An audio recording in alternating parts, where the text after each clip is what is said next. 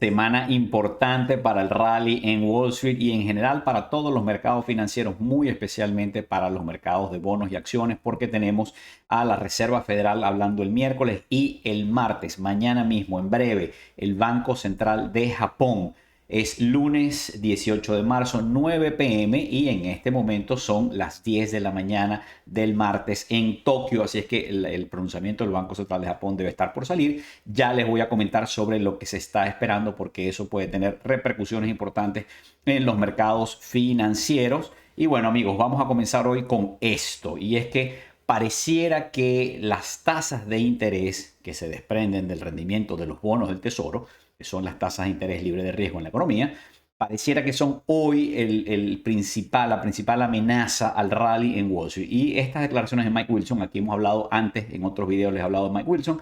Mike Wilson es un buen analista. En el 2022 saltó a la fama porque pronosticó que el mercado iba a caer y sabemos que el 2022 fue un año durísimo para los inversionistas donde cayeron con fuerza tanto las acciones como los bonos. Pero luego en el 2023 también pronosticó que el mercado seguiría cayendo y ya sabemos que en el 2023 el mercado se disparó en un rally contra todo pronóstico, impulsado por la fiebre de la inteligencia artificial. De manera que en este momento Mike Wilson pues no está en su mejor momento. Sin embargo, es un buen analista, es muy articulado, no tiene pensamiento de rebaño, tiene criterio propio y por eso siempre lo sigo. Además, pues trabaja con Morgan Stanley, que es uno de los tres bancos más prestigiosos de Wall Street, junto con Goldman Sachs y JP Morgan. ¿Qué dice Mike Wilson? Bueno, dice que se está monitoreando, que él está viendo el 4.35% en el rendimiento del bono del tesoro como un nivel, un indicador técnico importante que podría frenar el rally. Vamos a verlo acá. Dice, vemos 4.35% en el bono del tesoro a 10 años como un nivel técnico importante para en el cual la sensibilidad de las acciones a las tasas de interés podría aumentar y eso podría ponerle un freno al rally. Fíjense, 35%, pero estamos muy cerca de ahí. Ya casi, hoy subieron los rendimientos y casi llegamos allí. ¿Dónde están los rendimientos? Esta es la curva de rendimiento de los bonos del tesoro y vemos que el bono del tesoro a 2 años hoy subió 2 puntos básicos y cerró en 4.33. De manera que podemos llegar mañana mismo a ese punto del que habla Mike Wilson. Yo creo que 4.35 probablemente no va a pasar nada ni va a acabar con este rally, pero sin duda alguna 4.50 o si revisitamos el 5% al que llegó el año pasado en algún momento el bono del tesoro a 10 años, entonces creo que allí sí puede empezar a haber mucha volatilidad y nerviosismo en el mercado de acciones. Fíjense, este es el bono del tesoro a 10 años. Recordemos, este es el último año. Déjenme yo salir de aquí. Y este es el bono del tesoro a 10 años, el gráfico del último año. Recordemos que el año pasado, ahí en octubre, entre octubre y noviembre, llegó a 5%. Ustedes lo recuerdan porque por aquí lo hablamos. Llegó a 5% y después se devolvió y tuvo una caída muy grande donde traspasó 4% hacia abajo y ahora ha vuelto a subir y está en niveles de 4.33 o 4.328 para ser exacto, que es como cerró hoy. Ahora, fíjense lo que quiero que veamos. Recordemos esto. El año pasado, miren la fecha, el 19 de octubre del 23, allí lo ven. El 19 de octubre pasado, el bono llegó a un pico de 4.99. Allí lo ven, está claramente marcado. Y unos días después logró otro pico, el 25 de octubre. Veamos bien la fecha. 25 de octubre, el otro pico 4.95, 4.96 y después de allí empezó a bajar. Ahora, ¿qué estaba pasando en el mercado accionario? ¿Qué estaba pasando en Wall Street mientras que había esta subida de tasas en el mercado de bonos? Bueno, aquí lo podemos ver. Fíjense este gráfico. El 27 de octubre, el día después de la fecha que acabamos de ver, cuando el bono del tesoro tocó 5%, tocó fondo el S&P 500. Este es el S&P 500. El 27 de octubre, ahí lo vemos, estaba en un nivel de unos 4.200 puntos. ¿Y qué pasó? Bueno, es más, déjenme ver el precio exacto. Estaba así, 4.156 más o menos. Bueno, ¿y qué pasó después de eso? Que las tasas empezaron a caer, los rendimientos los bonos empezaron a caer y lo que ha pasado es que el rally en Wall Street ha sido indetenible. Ustedes ven esa subida vertical sin descanso, no para ni para respirar. No ha habido tiempo para que los inversionistas podamos aprovechar las caídas del mercado para comprar. Las caídas han sido mínimas. Esto ha sido un rally feroz lo que ha habido. Entonces recordemos, aquí está la fecha en que los bonos llegaron a 5%, octubre 25. Aquí está la fecha en que el mercado tocó fondo y empezó a subir porque las tasas de interés después empezaron a devolverse. Pero Yo creo, amigos, que lo que afecta al mercado no es solamente las tasas altas, sino también la volatilidad en los bonos. Y recuerden, voy a hacer aquí muy breve porque no quiero hacer esto muy complicado, pero siempre vemos en nuestros videos el VIX, que es la forma, vamos a decir, la volatilidad del mercado de acciones. Pero así como hay VIX para las acciones, está este índice, el MOVE, que es un índice de el Merrill Lynch Option Volatility Estimate, que es básicamente, es como el VIX, pero este es para productos de renta fija, para bonos en este caso. Y este índice mide la volatilidad del mercado de bonos. Y justo ahí, vean la fecha, ahí volví a hacer esta foto, llegó a este nivel. ¿Y por qué no veo la fecha aquí? Bueno, no la veo. Pero justo en esa misma fecha de octubre, ¿verdad? Este índice llegó a un nivel de volatilidad muy alto de 141. Como podemos ver, no es la volatilidad más alta del último año, ni mucho menos, pero en el pasado había tenido volatilidades más altas, pero las tasas de interés estaban en 2%, en 3%, en 4%. Por esta vez, la volatilidad se disparó y las tasas llegaron a 5%.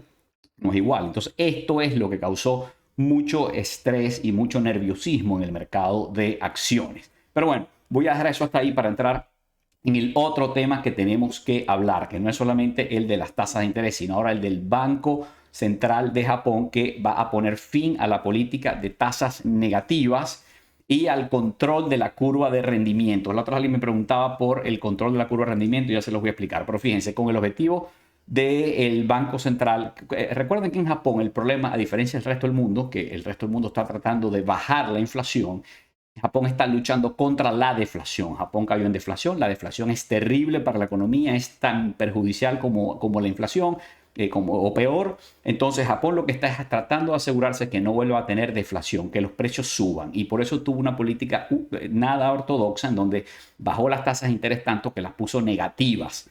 Entonces, ya el Banco Central cree que el 2 va a lograr tener inflación de 2% y que puede revertir esa política que venía aplicando. Fíjense, los funcionarios del Banco Central de Japón han subrayado que el momento para alejarse de las tasas negativas depende del resultado de las negociaciones salariales. Es decir, el Banco Central de Japón está cruzando los dedos, rezando para que las empresas, negociando con los sindicatos, aumenten los sueldos de manera significativa.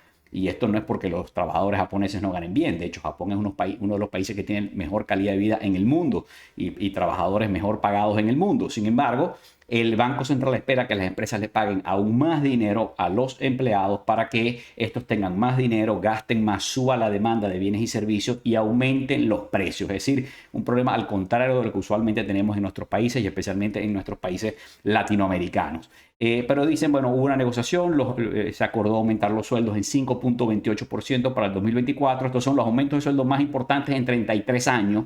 Y eso le da optimismo al Banco Central de que va a haber inflación y no deflación. Y finalmente, dice aquí, el Banco de Japón también está planeando reducir el control de la curva de rendimientos. Y muchos de ustedes me preguntan, ¿qué es el control de la curva de rendimiento? Eso es muy largo, no lo voy a explicar en detalle, tendríamos que hacer un video para eso, pero a grosso modo, esta es la curva de rendimiento, no es la de Japón, esta es la de Estados Unidos. Esta es la curva de rendimiento. Básicamente en el eje vertical de la izquierda están las tasas de interés y en el horizontal de abajo está el tiempo. Estas son las tasas de interés desde un día hasta 30 años puestas en un gráfico. Claro, ahorita tenemos en dólares la curva de rendimientos está invertida, lo cual es una anomalía. Esto no es normal. Entonces no me gusta usar esta curva como ejemplo. Aquí les tengo otra. Esta es la curva de rendimiento de hace 2 años. Miren la fecha ahí arriba. Esto es 18 de marzo, un día como hoy, pero en el 2022. Hace 2 años teníamos una curva de rendimiento que era más normal. Es una curva que va, a medida que va hacia la derecha, va subiendo. Es normal que las tasas y el rendimiento de los bonos, entre más largo sea el bono, más alto sea el rendimiento. Si yo te voy a prestar dinero a ti a 30 años, te voy a exigir una tasa de interés más alta que si te lo presto a 3 días o a 3 meses. Porque los riesgos de prestarte a 3 años son mucho mayores que de prestarte a 3 días o a 3 meses, ¿verdad? Pueden pasar muchas cosas más en 30 años. Es normal que las tasas de interés a largo plazo sean mayores que las de corto plazo. Así se ve la curva de rendimiento normal. De nuevo, hoy la tenemos así, al revés, pero la normal es esta. ¿Y qué es el control de la curva? El control de la curva es que los bancos centrales, cuando ven esto, si por ejemplo la Reserva Federal ve esta curva y dice, oye, el rendimiento del bono a 10 años, ahí se ve, en ese momento, hace 2 años, estaba en 2 y pico, ¿verdad? 2.20, dice, está muy alta esa tasa de interés, la quiero bajar. ¿Qué hace la Reserva Federal? Sale a comprar bonos del Tesoro a 10 años y compra tantos que el precio de los bonos sube, por lo cual su rendimiento baja. Entonces vemos que en vez de rendir 2.2 empieza a rendir 2 o 1.80. En fin, ese es el control. Los bancos centrales salen a comprar bonos para bajar las tasas de interés. Claro, se llenan de bonos en su balance y eso es otro problema que ahorita la Reserva Federal y el Banco Central de Japón están lidiando con ese problema. Estos son los rendimientos, los bonos japoneses. Fíjense que son ultra bajos, en parte porque el Banco Central de Japón se ha llenado de bonos japoneses para bajar las tasas de interés. Y fíjense, las tasas de interés del bono a 2 años en Japón es 0,18% y el bono a 10 años en Japón rinde 0,75% y el bono a 30 años 1,81%. Es decir, si ustedes le prestan dinero al gobierno de Japón a 30 años, la tasa es 1,81%, menos de la mitad, casi un tercio de lo que podrían obtener en dólares. Ahora, ¿qué pasa? Que si Japón abandona esta política, lo que va a ocurrir es que las tasas de interés en Japón van a empezar a subir. Ya el Banco Central se siente más confiado, las tasas pueden subir porque va a haber inflación. Entonces, si las tasas en yenes empiezan a subir, muchos inversionistas japoneses que hoy invierten en dólares porque da mayores rendimientos van a empezar a tener mejores opciones en yenes y eso va a hacer que los japoneses tengan menos apetito por bonos del Tesoro de los Estados Unidos. Y resulta que los bonos del Tesoro, el principal comprador mundial de bonos del Tesoro fuera de los Estados Unidos es precisamente Japón y esto podría cambiar. Si hay menos demanda de bonos del Tesoro, en un momento en que los Estados Unidos están emitiendo más bonos que nunca para financiar el déficit, entonces puede haber allí algunos problemas, incluso alguna volatilidad en el mercado de bonos y eso podría afectar al mercado de acciones. Por favor, sé que esto puede ser complicado, no lo quiero hacer demasiado complicado. Recuerden que es imposible predecir el futuro y todo lo que estoy hablando aquí son hipótesis de cosas que podrían ocurrir en los mercados, pero que de ninguna manera estamos seguros o está garantizado que vaya a ocurrir. Ahí está mi correo electrónico y por favor recuerden suscribirse a mi canal de YouTube y darle like a este video para que más gente lo pueda ver. Bueno, el otro tema que tenemos es que el miércoles habla la Reserva Federal y el rendimiento de los bonos de Estados Unidos tocó el máximo de 3 semanas. Ya vimos hoy que los rendimientos de los bonos subieron y han venido subiendo. Tocó su máximo de 3 semanas antes de la reunión de la Fed, que es este miércoles. ¿Qué pasa? Los últimos datos de inflación que hemos visto no son buenos y eso hace pensar que la Reserva Federal va a tener que insistir en su discurso de que las tasas se van a mantener altas por más tiempo porque no hay ambiente, no hay data que soporte y que justifique una reducción en las tasas de interés. Y sigue habiendo noticias y titulares como este. Aquí está este señor del Banco Internacional de Pagos que dice aún no se ha vencido la inflación en el mundo y definitivamente es una tarea pendiente en los Estados Unidos. Entonces, fíjense, piensan pasar cosas como esta. Goldman Sachs dice que ahora ya no ve que este año vaya a haber 4 recortes de tasas de interés, sino solamente 3. Pero recordemos que en enero los pronósticos eran de 6 recortes de tasas en el año. Después lo bajaron a 4. Ahora Goldman Sachs dice, a lo mejor no son 4, sino solamente 3. Y por otra parte, aquí está el Wall Street Journal con esta noticia donde Vanguard, el gigante del manejo de fondos y de activos, Vanguard dice que ve la posibilidad de que ni siquiera haya recortes de tasas este año.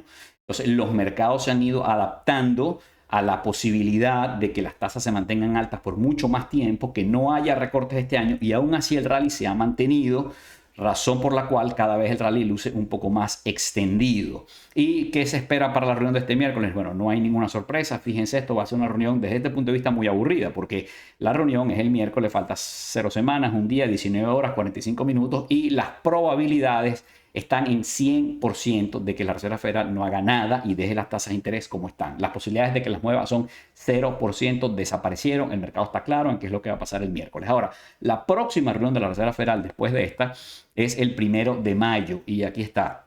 El 1 de mayo, para esa reunión, las posibilidades de que la Reserva Federal tampoco baje las tasas de interés están en 92% y las posibilidades de que la baje, las probabilidades están en solo un 8%.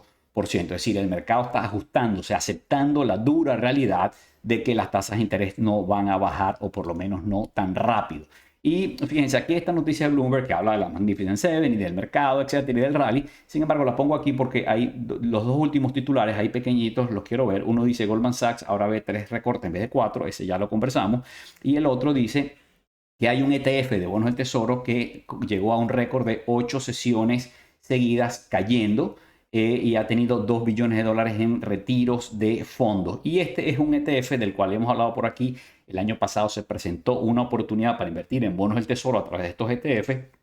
Yo la comenté por acá. Algunos la aprovecharon, Recuerden que yo no doy consejo de inversión aquí en estos videos, cada quien tiene que hacer su propio análisis, pero algunas personas, para quienes tenía sentido en su portafolio, aprovecharon que la caída de los precios de los bonos y compraron estos ETFs y luego cuando rebotaron y subieron de precio hicieron una buena ganancia. Entonces, ¿qué está pasando ahora? Bueno, aquí está la noticia.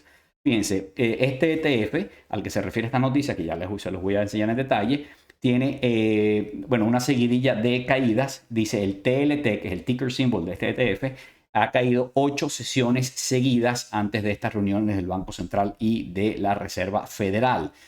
Aquí tenemos el gráfico y esto es básicamente el número de abajo en la columna con la rayita roja, son el número de días seguidos en que cae el ETF, y aquí vemos que esta raya que está ahí a la derecha, la última con esa bolita amarilla, ese circulito, es un récord, primera vez que cae tantas veces seguidas, 8 sesiones seguidas. Sin embargo, no están sus puntos más bajos ni mucho menos. Yo los voy a enseñar. Este es el ETF. Este ETF es el TLT, allí lo ven, hoy cerró en 92,66 y vamos a ver el gráfico. Fíjense el gráfico. Este es el gráfico de 5 años, ¿ok? Ahora, concentrémonos en el último año. ¿Qué pasó el año pasado? Ahí vemos esa caída que hubo el año pasado, donde llegó a niveles probablemente, a ver, aquí no los veo, pero perforó 90, 80 y tantos, 60. No lo veo bien. Más adelante vamos a ver el detalle. Pero vemos cómo tocó fondo y después rebotó, ¿ok? Quienes compraron allá abajo este ETF de bonos después aprovecharon ese rebote, pero ahora viene cayendo otra vez y la pregunta es qué va a pasar. Si las tasas de interés suben porque los bonos caen, este ETF va a caer y podría presentarse otra oportunidad de inversión. Yo, además del TLT, uso este es otro ETF que se parece al TLT, pero es un poquito más largo, razón por la cual es un poquito más sensible a las tasas de interés, un poquito más volátil, pero este es el que yo uso personalmente, que es el EDB, y pues vamos a ver el gráfico de este y después un poco lo mismo, allí lo vemos en el último año. Bueno, recordemos que esto, si nos vamos atrás, miren ahí el año 2020-21, la época del COVID, la pandemia, los gobiernos bajando las tasas de interés, el banco, la Reserva, la Fed bajando las tasas de interés a cero, los bonos se disparan, suben de precio, todo el mundo quiere bonos porque las tasas están en cero, los bonos son los que rinden, entonces los bonos se disparan. Y después viene el año 2022, una caída, bueno, terrible. Recordemos que aparece la inflación, la Reserva Federal dice tenemos que subir las tasas, no pueden seguir en cero, las empieza a subir, ya van por 5 y los bonos han sufrido y han tenido toda esta caída muy dura. Y bueno, ahora estamos aquí. Ahora, fíjense, ahí les muestro tres fondos para que tres ETF para que lo comparen. El primero es el BGLT, que es un ETF de bonos del tesoro largos, vamos a decir estándar, ese es el estándar de la industria.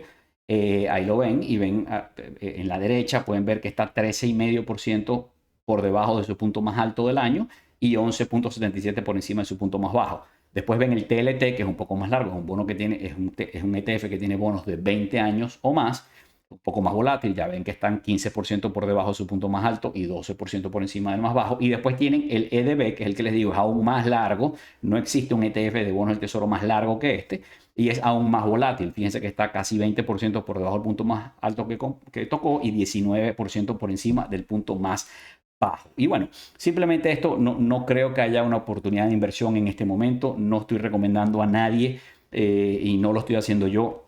Invertir o aumentar la posición en bonos del tesoro de largo plazo en este momento, pero si las tasas de interés de eso de largo plazo subieran, es decir, si estos bonos siguieran cayendo de precio, podrían presentarse oportunidades para agregar a los portafolios un poco de duración, un poco de estos bonos largos. Pero de nuevo, para mi gusto, en mi opinión, tendrían que caer de precio bastante más de lo que están ahorita y revisitar sus puntos mínimos que los tocaron en octubre del año pasado.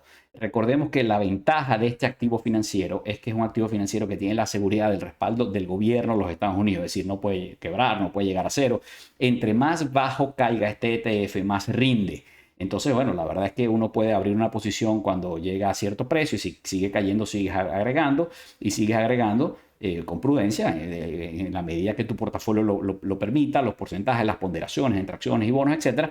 Pero es un activo muy seguro en el sentido de que no va a llegar a cero, no es una empresa que va a quebrar.